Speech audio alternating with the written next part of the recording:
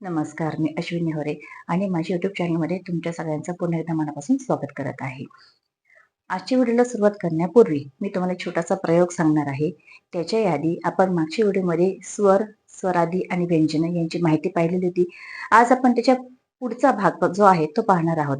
परंतु हा पुढचा भाग कोणता आहे हे पाहण्याच्या आधी आपल्याला छोटासा प्रयोग करायचा आहे. हा प्रयोग आपण जर सर्वांनी केला तर या भागाशी संबंधित म्हणजे जो आपल्याला आजचा व्हिडिओ पाहायचा आहे, जो घटक पाहायचा आहे त्याच्याशी संबंधित हा प्रयोग असणार आहे. तर प्रयोग अतिशय साधा सोपा आहे. त्याच्यासाठी कोणतंही वेगळे साधन लागणार नाही. मग प्रयोग म्हणजे नेमकं काय करायचंय? तर सर्वात आधी आपली जी जीभ आहे, ही जीभ आपल्याला दाताला लावायची आहे. दाताला लावल्यानंतर ती जीभ थोडी मागे घ्यायची आहे, म्हणजे दाताचा जो मागचा भाग आहे खरबुडा, तर तिथे आपली जीभ आपण लावायची आहे.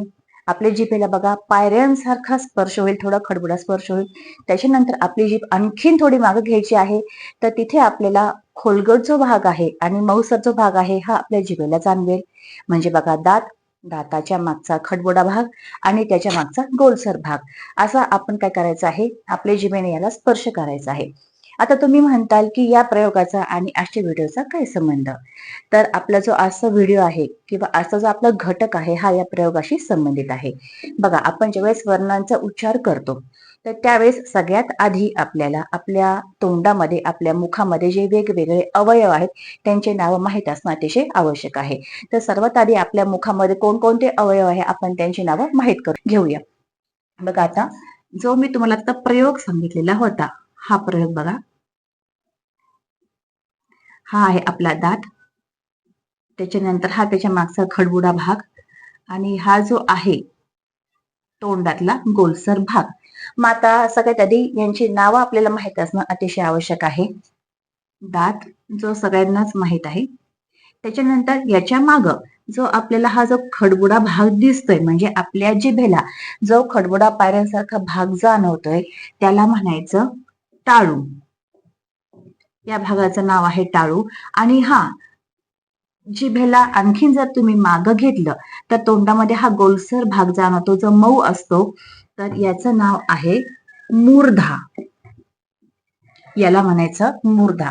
मग आजचा जो व्हिडिओ आहे तर हा व्हिडिओ आपला या आपल्या तोंडातील किंवा आपल्या मुखातील या अवयवांवर अवलंबून आहे. कारण ज्यावेळेस आपण वर्णांचा उच्चार करतो त्यावेळेस हे जे वेगवेगळे वर्ण आहेत तर या वर्णांचा उच्चार आपली जीभ ज्यावेळेस दात, टाळू किंवा मूर्धेला लागते, यातूनच वेगवेगळ्या वर्णांचा उच्चार होत असतो. आणि त्यासाठी मी तुम्हाला एक छोटासा प्रयोग सांगितलेला होता. तर सगळ्यात आधी हे नावं लक्षात ठेवणं फार महत्वाचं आहे. पहिलं म्हणजे दात, दुसरं म्हणजे जो खडबुडा भाग लागतो तो टाळू आणि तिसरं म्हणजे मूर्धा. ठीक आहे, तर मग आपण आजच्या व्हिडिओला सुरुवात करूया. आपल्या व्हिडिओचं आजचं नाव आहे वर्णांची उच्चारस्थाने.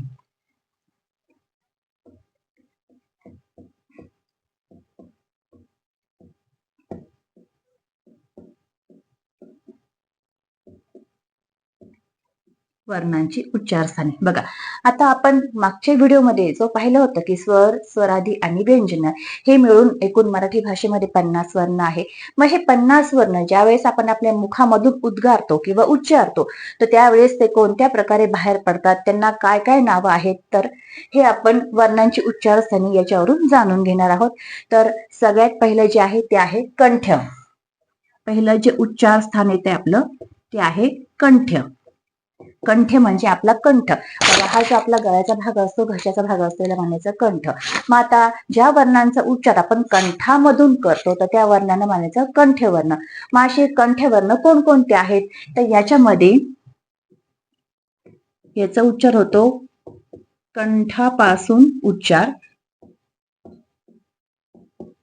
आणि मग आता याच्यामध्ये वर्ण कोणकोणते आहेत? तर याच्यामध्ये अ, आ हे 2 स्वर आहेत. त्याच पद्धतीने क चा वर्ग, ह, बघा, अ, आ हे 2 स्वर आहे, क चा वर्ग आहे, ह आणि शेवटी आहे विसर्ग.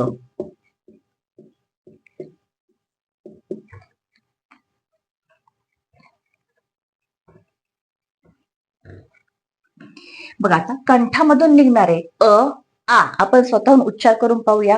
अ, आ हे 2 स्वर कंठामधून निघतात. त्याच्यानंतर क चा वर्ग. मागच्या व्हिडिओमध्ये क चा वर्ग कोणता, च चा वर्ग कोणता हे मी तुम्हाला स्पष्ट सांगितलेलं आहे.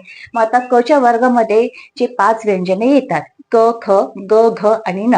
तर याचा उच्चार किंवा क, ख, ग, घ हे जे 4 व्यंजन आहेत याचा उच्चार कंठामधून होतो. त्यानंतर ह हा जो महाप्राण आहे याचा सुद्धा उच्चार कंठामधून होतो.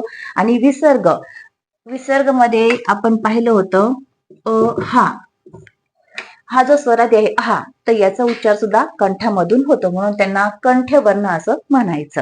त्याच्यानंतर दुसरा जो प्रकार आहे तो आहे तालव्य. आता तालव्य म्हणजे काय? तालव्य म्हणजे टाळू.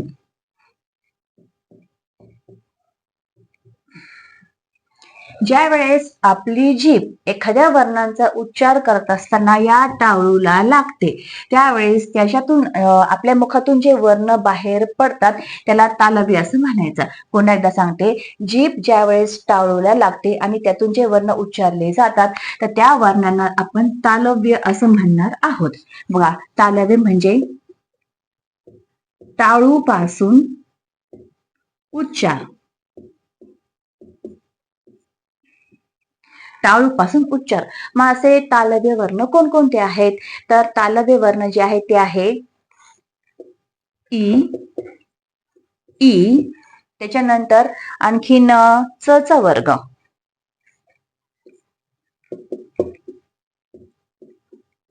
हा सुद्धा तालव्य आहे. कसा बघा, च, छ, ज, झ, नंतर य, श. बघा, ई, ई, च चा वर्ग, य आणि श हे जे वर्ण आहेत हे तालव्य आहेत. एक वर्ण आहे च, चा उच्चार करून बघा. च असा उच्चार केल्यानंतर आपली जी जीभ आहे तर ती या टाळूला लागते, म्हणून ई, ई, नंतर च चा वर्ग, य आणि श हे जे आहेत हे आहे तालव्य वर्ण. त्याच्यानंतर आता जो पुढचा आपण प्रकार पाहणार आहोत तो आहे दंत तालव्य. आता दंत तालव्य म्हणजे काय? ज्याच्यामध्ये दात आणि टाळू या दोन्हींपासूनही त्या वर्णांचा उच्चार होतो.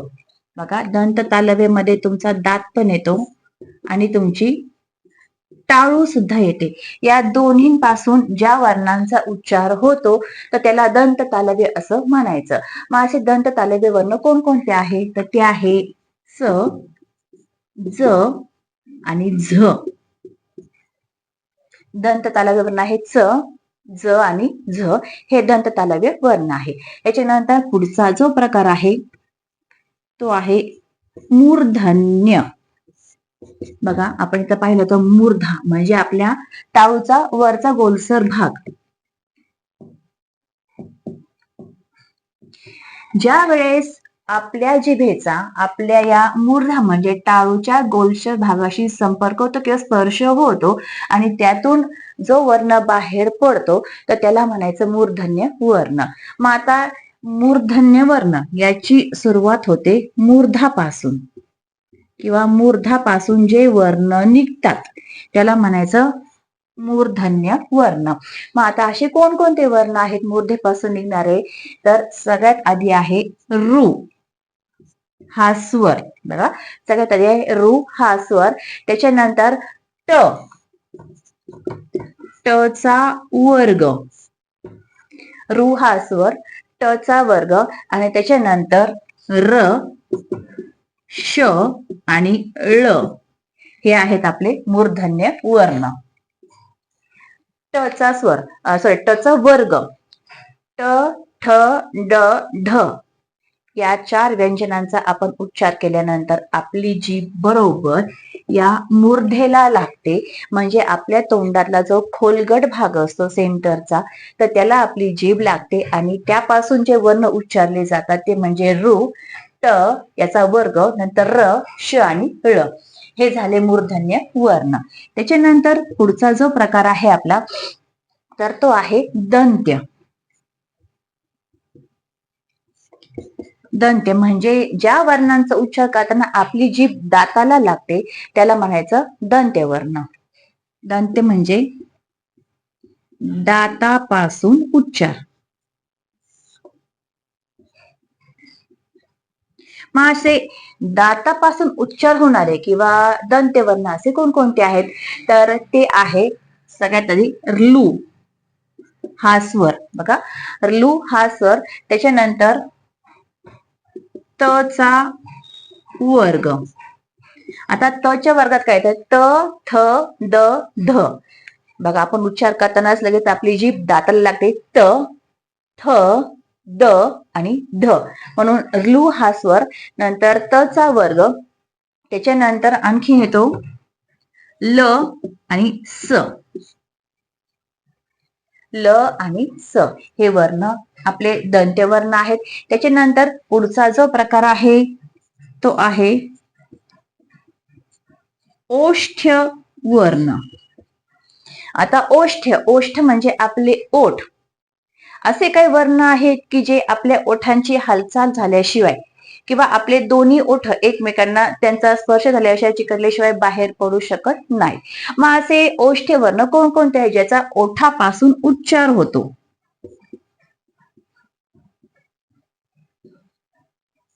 ओठापासून याचा उच्चार होतो. बघा, असे ओठापासून उच्चार होणारे आपले जे वर्ण आहेत तर ते सगळ्यात आधी आहे उ, दुसरा उ, नंतर प चा वर्ग. बघा, कोणकोणते आहेत ते? उ, दुसरा उ हे दोन स्वर आणि प चा वर्ग. प, फ, ब, भ. या वर्णांचा उच्चार जर आपण ओठ न हलवता केला तर त्या वर्णांचा उच्चारच होऊ शकत नाही. म्हणून उ, उ आणि प चा वर्ग हे सगळे जे वर्ण आहेत हे आहे आपले ओष्ठ्य वर्ण. याच्यानंतर पुढचा जो प्रकार आहे तो आहे अनुनासिक.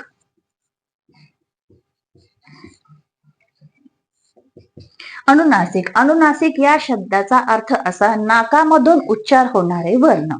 मग आपण मागच्या व्हिडिओमध्ये पंचमाक्षर हे पाहिलेले होते की ज्यांचा उच्चार नाकातून होतोय. मग असे पंचमाक्षर कोणकोणते आहेत? बघा,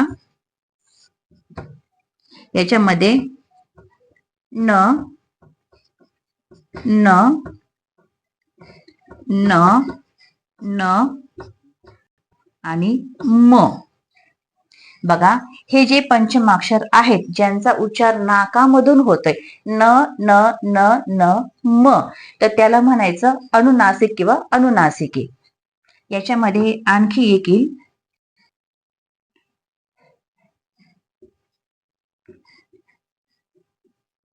अनुस्वार. ज्या शब्दावर अनुस्वार असतो त्याचा उल्लेख करत असताना आपल्या तो जो वर्ण आहे तो आपल्या नाकामधून बाहेर पडत असतो आणि म्हणून त्याच्यामध्ये अनुस्वार हा एक आणखी ऍड होईल. बघा, आतापर्यंत आपण कंठ्यवर्ण, तालव्य वर्ण, दंत तालव्य वर्ण, मूर्धन्य वर्ण, दंत्यवर्ण, ओष्ठ्यवर्ण आणि अनुनासिक असे 7 प्रकार याचे पाहिलेले आहेत. आता याचे आणखी पुढील सुद्धा प्रकार आहेत ते पण आपण पाहणार आहोत. तरी पुन्हा एकदा मी पुन्हा तुम्हाला याचं स्पष्टीकरण करून सांगते. कंठ म्हणजे कंठापासून उच्चार होणारे. कंठ म्हणजे आपला घशाचा हा भाग. त्याच्यानंतर तालव्य म्हणजे आपल्या दाताच्या मागचा जो असा खडुडा भाग लागतो त्याला टाळू म्हणतात आणि त्यापासून निघणाऱ्या वर्णांना तालव्य वर्ण असे म्हणतात. मग तालव्य म्हणजे टाळू पासून उच्चार होणारे ते आहेत इ, ई, च चा वर्ग, इ आणि श. त्याच्यानंतर दंत तालव्य. आता ज्या वर्णांचा उच्चार करताना दात आणि टाळू या दोघांचाही उपयोग करावा लागतो त्यांना दंत तालव्य वर्ण असे म्हणतात. ते आहेत च, ज आणि झ. नंतर मूर्धन्य. आता हा जो आपल्या तोंडातला गोलसर जो भाग आहे त्याला आपण मूर्धा म्हणतो.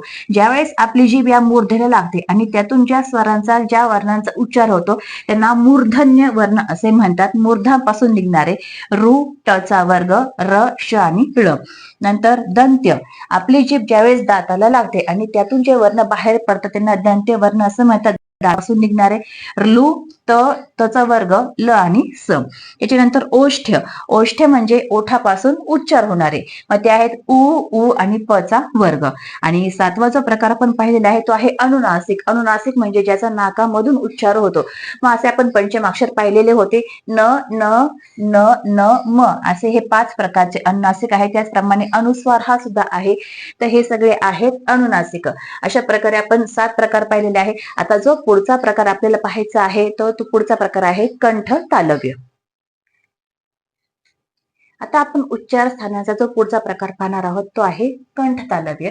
आता कंठ तालव्यामध्ये कंठ आणि टाळू या दोघांचाही समावेश होतो. म्हणजे जे वर्ण कंठ आणि टाळू यांना स्पर्श करून आपल्या मुखावाटे बाहेर पडतात त्यांना कंठ तालव्य वर्ण असे म्हणतात. मग असे कंठ तालव्य वर्ण कोणकोणते आहेत तर ते आहेत ए, ऐ आणि ऍ हे स्वर. ए, ऐ आणि ऍ हे स्वर. याच्यानंतर पुढचा जो प्रकार आहे, आता कंठ तालव्य पाहिला, आता पुढचा जो प्रकार आहे तो आहे कंठ्योष्ठ. कंठ्योष्ठ याच्यामध्ये कंठ आणि ओठ यांना स्पर्श करून जे वर्ण बाहेर पडतात त्यांना म्हणायचं कंठ्योष्ठ. मग असे कंठ्योष्ठ वर्ण कोणकोणते आहेत ते आहेत ओ, औ आणि अ हे स्वर. हे झाले आपले कंठ्योष्ठ. आणि सर्वात शेवटचा जो प्रकार आहे तो आहे दंत्योष्ठ. याच्यामध्ये दात आणि ओठ यांना स्पर्श करून जे वर्ण बाहेर पडतात त्यांना म्हणायचं दंत्योष्ठ वर्ण. मग आता संपूर्ण आपल्या वर्णमालेमध्ये दंत्योष्ठ वर्ण हा फक्त एकच आहे आणि तो म्हणजे व. व हा वर्ण दंत्योष्ठ प्रकारचा आहे. आता याच्यामध्ये च, ज आणि झ हे जे वर्ण आहेत तर हे आपले तालव्य या प्रकारात येतात. त्याच पद्धतीने ते दंत तालव्य या प्रकारामध्ये सुद्धा येतात. बघा असे वर्णमालेमध्ये 3 वर्ण आहेत च, ज आणि झ जे तालव्यमध्ये सुद्धा येतात आणि दंत तालव्यमध्ये सुद्धा येतात. कसे ते आपण पाहू. बघा तालव्य. मग आता तालव्यमध्ये च या वर्णांचे कोणकोणते शब्द आहेत. उदाहरणार्थ चपळ, नंतर जग आणि झेला. बघा चपळ, जग, झेला. आता हेच च, ज आणि झ हे दंत तालव्यमध्ये कसे येतात ते बघा. चमचा, बघा चमचा. त्याच्यानंतर दुसरा शब्द आहे तुमचा जमाव आणि झाड. आता उच्चार पुन्हा एकदा बघा. चपळ, जग, झेला, चमचा, जमाव आणि झाड. म्हणजे फक्त च, ज आणि झ हे 3 वर्ण तालव्य आणि दंत तालव्य या दोन्ही प्रकारामध्ये येतात. अशा प्रकारे आज आपण वर्णांची उच्चार स्थान पाहिलेले आहेत. व्हिडिओ आवडल्यास व्हिडिओला लाईक करा, शेअर करा आणि चॅनलला सबस्क्राईब करा. थँक्यू.